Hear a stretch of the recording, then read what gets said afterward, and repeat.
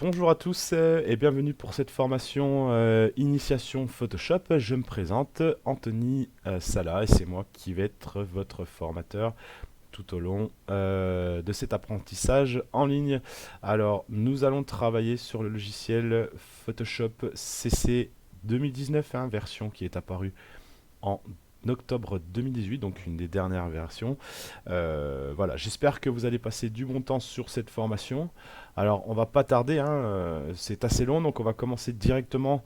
Je vais commencer directement par vous présenter cette interface Photoshop, donc qui est de l'interface d'ouverture de votre logiciel Photoshop.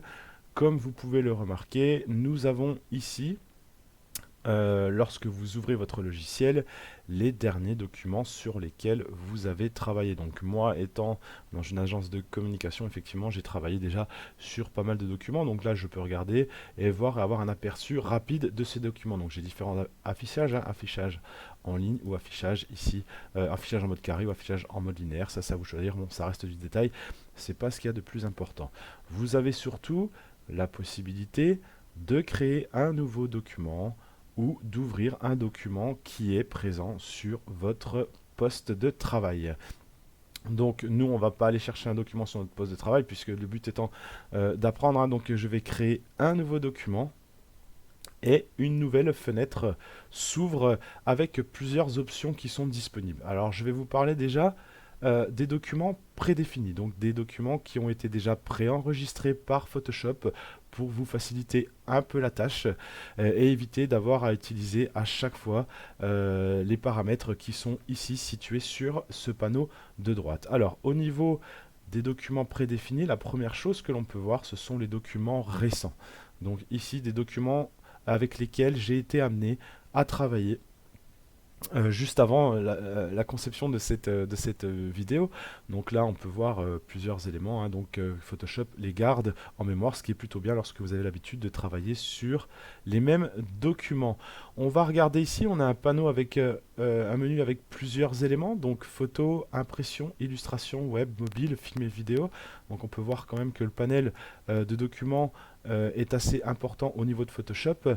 Nous, ce qui va nous intéresser surtout, c'est tout ce qui touche à la photo, à l'impression et surtout au web. Pour la partie illustration, mobile, film et vidéo, ça ne fera pas partie de l'initiation, mais je vais quand même vous donner quelques notions, notamment ici pour l'ouverture du document. Alors, en ce qui concerne la photo, comme on peut voir, on a des formats Photoshop par défaut, donc c'est du 7 x 5 pouces par exemple. On a le format paysage, ici donné en centimètres. Vous remarquerez que la résolution de ce document est en 300 ppp, qui correspond également donc au dpi, donc ppp, pixels par pouce, dpi, dot par inch, qui correspond vraiment à l'unité de résolution que l'on utilise au niveau, j'ai envie de dire, international. Donc, que ça soit pour la photo, l'impression, l'illustration, le web, comme vous pouvez le voir, vous avez toujours des modèles donnés par Adobe, des modèles qui sont gratuits, que vous pouvez télécharger et qui vont s'ouvrir directement dans votre Photoshop au format PSD. Ces formats, bien sûr, vous pourrez enregistrer après. D'accord. Donc c'est des modèles, ce qu'on appelle aussi généralement des mock-up, dans lesquels vous avez juste à placer ici vos compositions. Donc ça peut vous aider, si vous êtes débutant, à avoir quelques petites notions. Sachez que par la suite, vous allez généralement pas utiliser ces modèles puisque vous allez créer vos propres compositions, ce qui sera d'autant plus intéressant. On a donc des paramètres prédéfinis.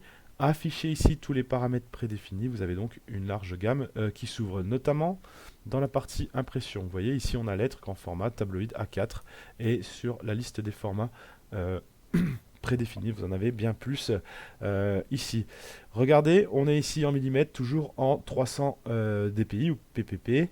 Lorsque je vais aller sur le web, on va changer d'unité de mesure, d'accord. On n'est plus ici on n'est plus en millimètres ou en centimètres, mais on raisonne en pixels lorsque l'on parle d'un document qui va être à destination du web, et la résolution change, on reste en 72 dpi.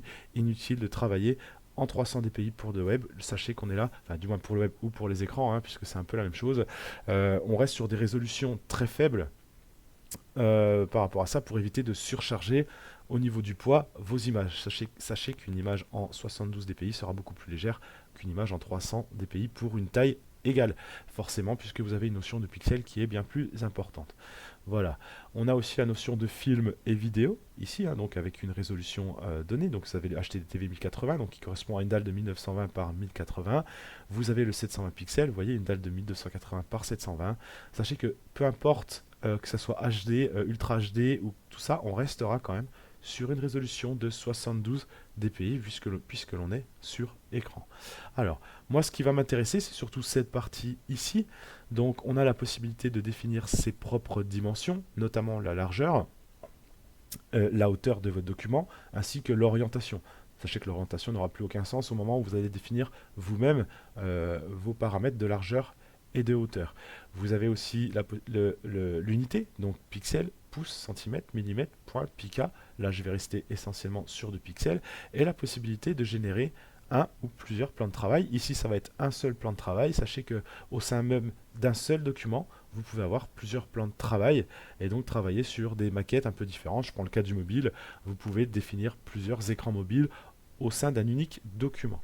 La résolution, très important. Bien sûr, partez toujours sur une résolution forte pour descendre sur une résolution faible. Si par exemple vous avez une affiche à faire et que vous voulez décliner cette affiche dans un format web, partez toujours d'une affiche en 300 dpi pour aller après sur du 72 plutôt que l'inverse, puisque là vous allez dégrader votre image. On a ici le profil colorimétrique. Alors, on a plusieurs profils colorimétriques existants. On va rester, nous, essentiellement sur deux profils colorimétriques, voire un seul. On va essentiellement travailler sur du RVB. Pensez bien, RVB pour de l'impression, RVB pour les écrans, excusez-moi, et CMJN pour de l'impression. Attention, ne vous trompez pas, le spectre de couleurs CMJN et les spectres de couleurs RVB sont différents, dans le sens où dans le spectre RVB, vous avez des couleurs supplémentaires, hein, vous avez des couleurs qu'on ne retrouve pas en CMJN. Photoshop vous l'informera, hein, bien sûr, quand vous allez choisir une couleur en vous disant attention, cette couleur n'est pas imprimable. Faites très attention donc lorsque vous ouvrez un document RVB, si vous le laissez en RVB et que vous l'imprimez, vous risquez d'avoir des petites surprises, notamment au niveau des teintes.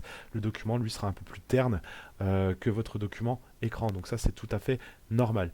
On a donc aussi ici la gestion des bits, donc c'est un peu la profondeur des couleurs, hein. Vous avez forcément en 16 bits beaucoup plus de couleurs qu'en 8 bits et en 32 bits également. Sachez que le 32 bits, ça devient quand même, vous avez un panel de couleurs qui est vraiment très large et de travailler en 8 bits voire en 16 bits, c'est largement suffisant.